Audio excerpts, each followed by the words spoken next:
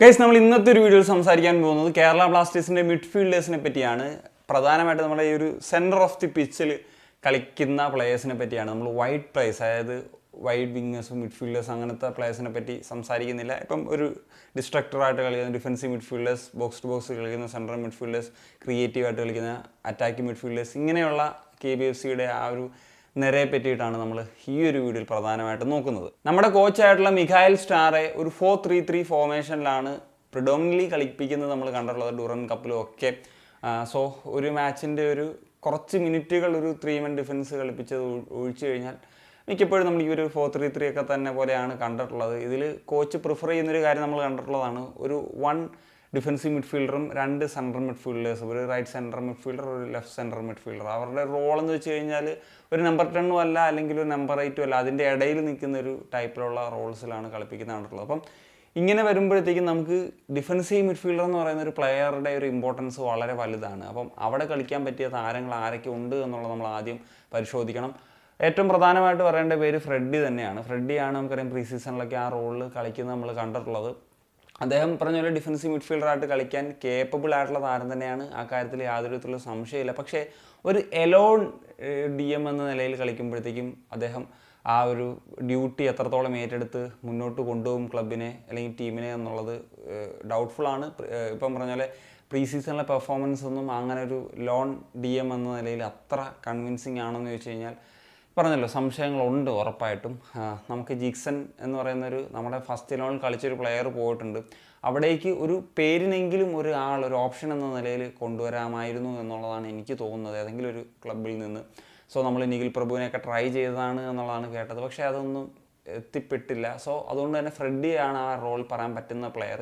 പിന്നെ നമുക്ക് അസറിനെയും പറയാം, പക്ഷേ അസറിനെ ആ ഒരു എലോൺ DM എന്ന ലെവലിൽ കളിപ്പിക്കാൻ പറ്റുമോ എന്നുള്ളതാണ് എൻ്റെ ചോദ്യം. കാരണം അദ്ദേഹത്തിന് വേറെ ക്വാളിറ്റീസാണ് ഏറ്റവും അദ്ദേഹത്തിൻ്റെ ട്രേഡ്സ് എന്ന നിലയിൽ പറയേണ്ടത്. കാരണം അദ്ദേഹത്തിൻ്റെ സ്കാനിങ്, അദ്ദേഹം അറ്റാക്കിങ്ങിലേക്ക് കൊടുക്കുന്ന കോൺട്രിബ്യൂഷൻ, ബോൾ പ്രോഗ്രഷൻ, ഇതൊക്കെ അദ്ദേഹത്തിൻ്റെ ഒരു ക്വാളിറ്റിയാണ്. അപ്പോൾ അദ്ദേഹത്തെ ആ ഒരു DMൽ തളച്ചിട്ട് കഴിഞ്ഞാൽ അതെത്ര കണ്ട് അദ്ദേഹത്തിൻ്റെ ഒരു യൂട്ടിലൈസിങ്ങിൽ ബാധിക്കുമെന്നുള്ളത് നമുക്ക് ചിന്തിക്കേണ്ടിയിരിക്കുന്നത്. അപ്പം ചുരുക്കം പറഞ്ഞാൽ ഫ്രെഡ് തന്നെയാണ് ആ റോളിൽ കളിക്കേണ്ടത്. അദ്ദേഹം ആ ഒരു ഉത്തരവാദിത്തം ഏറ്റെടുത്ത് നന്നായിട്ട് കളിക്കണം എന്നുള്ളത് തന്നെയാണ് ഇവിടുത്തെ ഒരു കാര്യമായിട്ട് നിൽക്കുന്നത്. ഇനി ഒരു ഡിസ്ട്രക്റ്റീവ് റോളിൽ ആണെങ്കിൽ വേണമെങ്കിൽ നമുക്ക് ഡാനിഷിനെ കളിപ്പിക്കാം, പക്ഷേ ഡാനിഷിൻ്റെ ഒരു പൊസിഷൻ സത്യത്തിൽ അതല്ല. പിന്നെ അദ്ദേഹം ഡിസ്ട്രക്റ്റീവായിട്ട് കളിച്ചാൽ തന്നെയും അദ്ദേഹത്തിന് പറഞ്ഞ പോലെ ബോൾ പ്രോഗ്രഷൻ ഇല്ല, അദ്ദേഹത്തിൻ്റെ പാസിങ് ആക്യുറസി ഭയങ്കര വീക്കാണ്. അദ്ദേഹം ബേസിക്കലി ഒരു സെക്കൻഡ് സ്ട്രൈക്കർ അല്ലെങ്കിൽ ഒരു AM റോളിലോ അങ്ങനെയൊക്കെ കളിക്കാൻ പറ്റുന്ന, അദ്ദേഹം ആ ഒരു ബോളിലേക്ക് റൺ ചെയ്ത് ബോക്സിൻ്റെ വെളിയിൽ അദ്ദേഹത്തിൻ്റെ റിയൽ കാശ്മീരിൽ കണ്ടിട്ടുള്ളവർക്കറിയാം അദ്ദേഹത്തിൻ്റെ ഒരു എബിലിറ്റി എന്താണെന്നുള്ളത്. ആ രീതിയിൽ KBFC അങ്ങനെ കാര്യമായിട്ട് ഈ ഒരു താരത്തെ യൂട്ടിലൈസ് ചെയ്തിട്ടില്ല. അദ്ദേഹത്തിന് പറ്റാത്ത റോൾ തന്നെയാണ് അദ്ദേഹം കളിച്ചു വരുന്നത് എന്നുള്ളത് തന്നെയാണ് ഞാൻ വിശ്വസിക്കുന്നത്.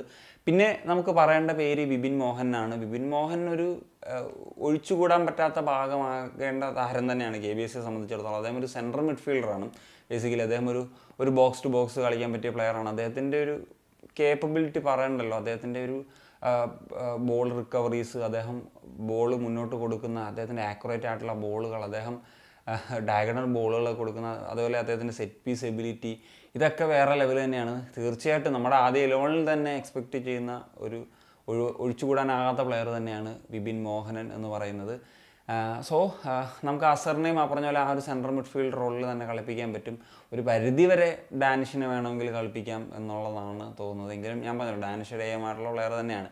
ഇനി നമുക്ക് അറ്റാക്കിംഗ് മിഡ്ഫീൽഡ് റോളിൽ ഉറപ്പായിട്ടും എഡ്രിയൻ ലൂണ എന്ന് പറയുന്ന താരം തന്നെയാണ്. സോ അദ്ദേഹത്തിന് ആ ഒരു ഫ്രീ റോളിൽ കിട്ടിയാൽ, സ്റ്റാറയുടെ സിസ്റ്റത്തിൽ നിന്ന് സെറ്റായി കിട്ടിക്കഴിഞ്ഞാൽ തീർച്ചയായിട്ടും പ്രതീക്ഷയുണ്ട്. പക്ഷേ അദ്ദേഹം ഡുറൻ കപ്പിലൊക്കെ അറിയാമല്ലോ, അദ്ദേഹം ഒരു ക്ലൂലെസ് ആയിരുന്നു. അദ്ദേഹത്തെ യൂട്ടിലൈസ് ചെയ്തിട്ടുള്ളൊരു രീതി ഒരു ഫാക്ടർ തന്നെയാണ്. സോ ആ ഒരു തരത്തിൽ അദ്ദേഹത്തെ ഉപയോഗിച്ച് കഴിഞ്ഞാൽ നമുക്കറിയാം, ക്രിയേറ്റീവ് ആണെങ്കിലും അദ്ദേഹത്തിൻ്റെ പറഞ്ഞ പോലെ ഒരു ലോങ് റേഞ്ചേഴ്സ്, അദ്ദേഹം സ്കോറിങ്ങിലേക്ക് റൺ ചെയ്യും, അങ്ങനെയൊക്കെയുള്ള പല കാര്യങ്ങളും അദ്ദേഹത്തിനുണ്ട്. പിന്നെ യൊഹിംബ മീത്തെ ബേസിക്കലി ഇപ്പം CMF ആണെന്നൊക്കെ പറയുമെങ്കിൽ അദ്ദേഹം എനിക്ക് തോന്നിയിട്ടുള്ളത് ഈ ഒരു നമ്പർ 10 റോളിൽ കളിക്കാൻ പറ്റിയിട്ടുള്ള ഒരു പ്ലെയർ ആണെന്നുള്ളതാണ്. അവിടെയാണ് ആ ഒരു സ്കോറിങ് എബിലിറ്റി ഒക്കെ ഉണ്ട് അദ്ദേഹത്തിന്. അതുപോലെ ആ ഒരു ക്രിയേറ്റീവ്, ആ ഒരു നമ്പർ 10ൻ്റെ ഒരു ട്രേറ്റ്സ് ഒക്കെ ഉള്ളൊരു പ്ലെയറായിട്ടാണ് ഞാൻ മനസ്സിലാക്കുന്നത്. പിന്നെ നമുക്ക് ആ നമ്പർ 10 കളിക്കാൻ പറ്റിയ, ഞാൻ പറഞ്ഞ പോലെ ഡാനിഷിനെ കളിപ്പിക്കാം.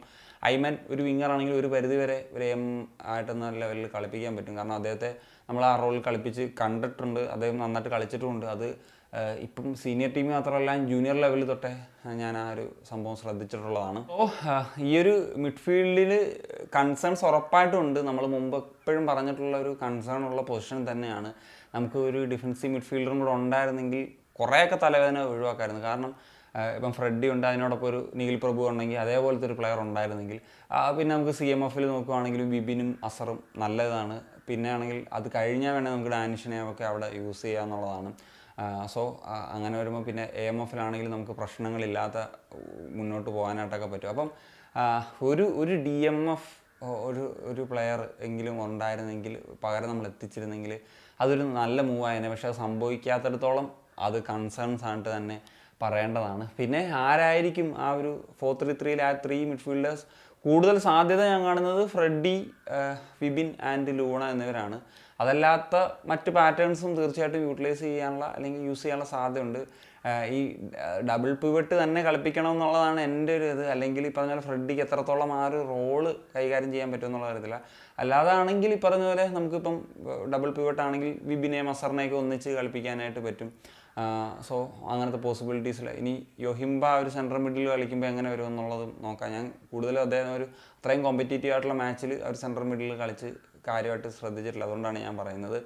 സോ ഉറപ്പായിട്ടും പറഞ്ഞ പോലെ ആ ഒരു മിഡ്ഫീൽഡ് എന്ന് പറഞ്ഞു കഴിഞ്ഞാൽ കുറച്ച് കൺസേണിങ് ആയിട്ടുള്ള ഒരു മേഖല തന്നെയാണ് കേരള ബ്ലാസ്റ്റേഴ്സിനെ സംബന്ധിച്ചിടത്തോളം. അതെങ്ങനെ തരണം ചെയ്യുന്നു എന്നുള്ളത് നോക്കണം. പിന്നെ ഈ പറഞ്ഞല്ലോ ഓപ്ഷൻസ് DMFൽ കുറവാണ്. ആ പ്ലേയേഴ്സ് അവൈലബിൾ അല്ലാത്ത സാഹചര്യം വന്നു, അതായത് ഇഞ്ചുറി പറ്റുകയോ അല്ലെങ്കിൽ വല്ല സസ്പെൻഷനോ ഒക്കെ വന്നു കഴിഞ്ഞാലൊക്കെ അവിടെ പ്രശ്നങ്ങൾ നേരിടേണ്ടി വരും എന്നുള്ളതാണ്. സോ അതൊക്കെയാണ് നമ്മുടെ മിഡ്ഫീൽഡിനെ പറ്റി പറയാനുള്ളത്. എന്താണ് നിങ്ങളുടെ ഒപ്പീനിയൻ എന്നുള്ളത് തീർച്ചയായിട്ടും ഒന്ന് കമ്പോസ് ചെയ്യുക. നമുക്കിനി നമ്മുടെ attacking players, wingers and forwards ഇങ്ങനെയുള്ള താരങ്ങളെ പറ്റിയും കൂടി KBFCയുടെ പെർസ്പെക്റ്റീവിൽ സംസാരിക്കേണ്ടതുണ്ട്. അപ്പോൾ മറ്റൊരു കണി സനിയ.